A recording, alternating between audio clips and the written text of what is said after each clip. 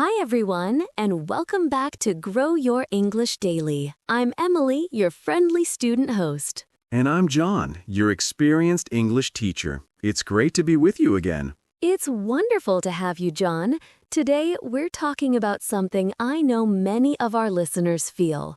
John, have you ever felt that little voice inside you telling you not to speak English, even when you know the words? Absolutely, Emily. That's a very common feeling, especially for beginners. It's like a barrier in your mind, right? You want to speak, but something holds you back. It's a big topic, and today we're going to dive into how to overcome that feeling and start speaking English without fear. Yes, exactly. It's such a relatable problem. So today, we'll learn why we feel this fear and, more importantly, some simple and effective ways to become more confident and start speaking. By the end of this episode, you'll have some clear steps to take.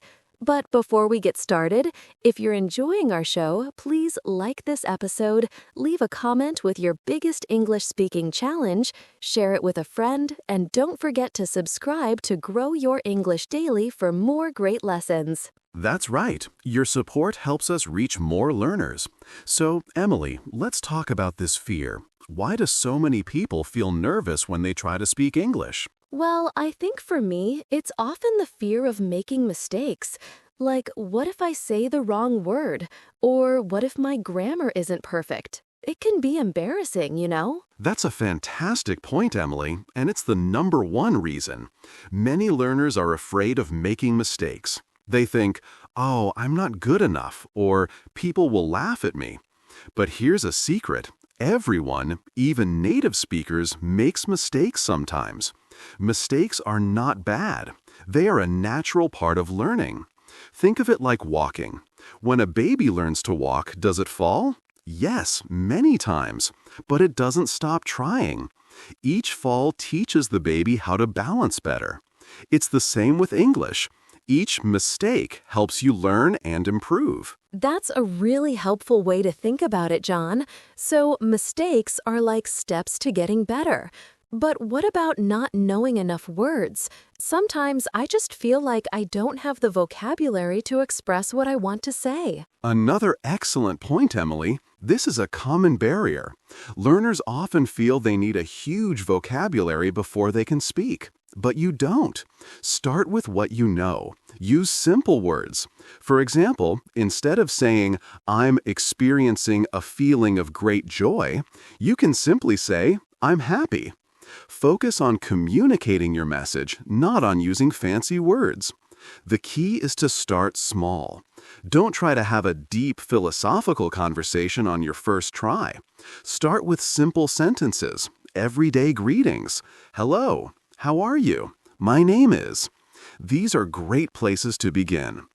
Even practicing these simple phrases in front of a mirror can help build confidence. Practicing in front of a mirror? That sounds a bit silly, but I can see how it would help. You get to hear yourself speak, right? Exactly. It might feel a little strange at first, but it's a very effective way to hear your own voice, practice pronunciation, and become comfortable with the sound of English coming from you.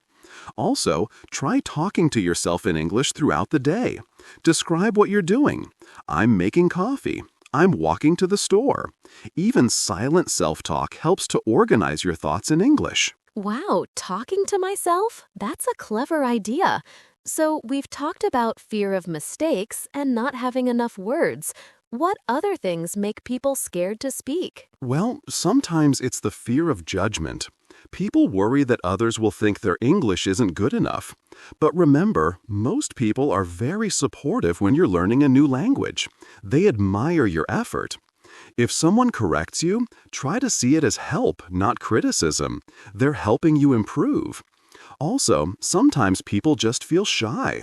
It's okay to be shy, but you have to push yourself a little bit out of your comfort zone, step by step. That's true. It takes courage. So, John, what are some practical things our listeners can do starting today to feel more confident and just start speaking? Great question, Emily.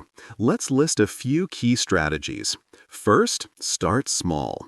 As we discussed, don't aim for perfection.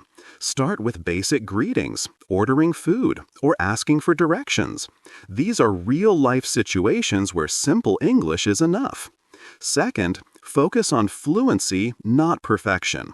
It's more important to communicate your idea than to use perfect grammar every time.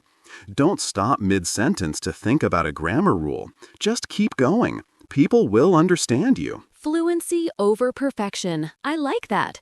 It takes the pressure off. What's next? Third, find a speaking partner. This is incredibly helpful. It could be a friend who is also learning, an online language exchange partner, or even a teacher. Practicing with someone you trust creates a safe space. You can make mistakes, ask questions, and learn together without fear of judgment. Fourth, record yourself. Use your phone to record your voice. Say a few sentences in English, then listen back. This helps you identify areas for improvement in pronunciation and rhythm. It's a great way to be your own teacher. Recording myself. That's a brilliant idea. I'll try that. Sometimes I think my pronunciation is good, but when I hear it back, it's different. So what's the last tip, John? Fifth, and this is very important, change your mindset. Instead of thinking, what if I make a mistake? Think, what if I learn something new? See every speaking opportunity as a chance to practice and improve. Be kind to yourself. Learning a language is a marathon, not a sprint. Celebrate small victories, like successfully ordering coffee in English or asking a simple question.